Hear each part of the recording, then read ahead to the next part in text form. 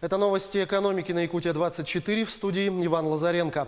Государственная дума собирается всерьез заняться теневым рынком труда в России, вывести его из тени и повысить реальную заработную плату. Об этом говорится в техзадании на портале госзакупок.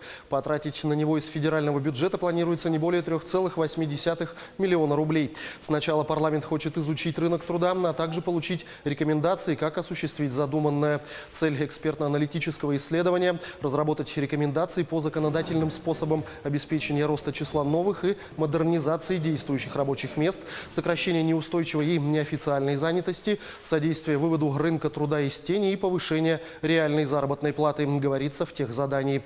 Тендер на выполнение соответствующего исследования проводит аппарат Нижней палаты парламента России. Российские такси оборудуют системой ГЛОНАСС. Она будет осуществлять контроль режима труда и не позволит водителям работать сверх нормы. Такая инициатива содержится в обновленном ко второму чтению в Госдуме законопроекту об агрегаторах такси. Система, которая оборудует автомобили, будет отслеживать маршрут движения такси. У каждого водителя будет персональная карта, которая начнет фиксировать, сколько времени он провел за рулем. После того, как таксист выработает норму часов, он больше не сможет ездить. Все операторы начнут предоставлять в единую систему отчеты о режиме труда и отдыха водителей. Отмечается, что теперь от одного перевозчика к другому с разными карточками бегать водитель не сможет. Премьер-министр Дмитрий Медведев подписал постановление, закрепляющее отмену внутреннего роуминга в России. Медведев напомнил, что в соответствии с принятым законом внутренний роуминг перестанет действовать с 1 июня.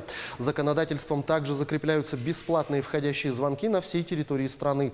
Премьер отметил, фактически операторы сотовой связи уже перешли на новые стандарты. Это, конечно, сделало поездки по стране гораздо комфортнее, отметил премьер.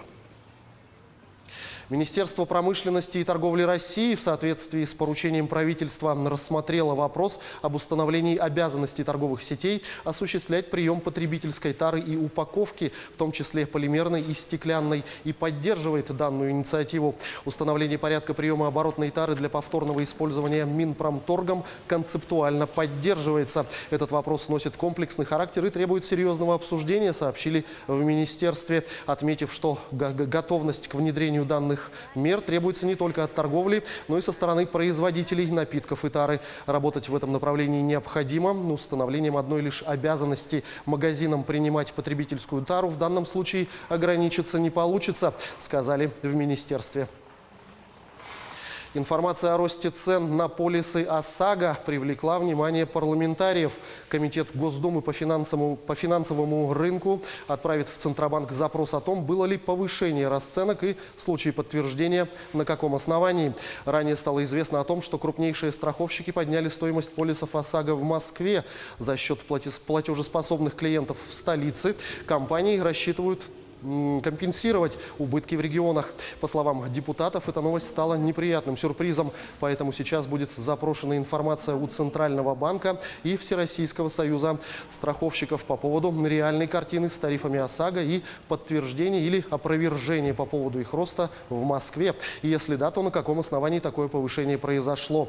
Действия Думского комитета будут зависеть от подтвержденных фактов, которые ему предоставят страховые компании и Банк России, отмечают депутаты. В то же время Российский союз автостраховщиков заявил о том, что отмечается преобладающий тренд на снижение средних цен на ОСАГО. В январе-апреле текущего года средняя цена ОСАГО для автомобилей физлиц снизилась на 5,62%, а в целом по рынку на 5,1%.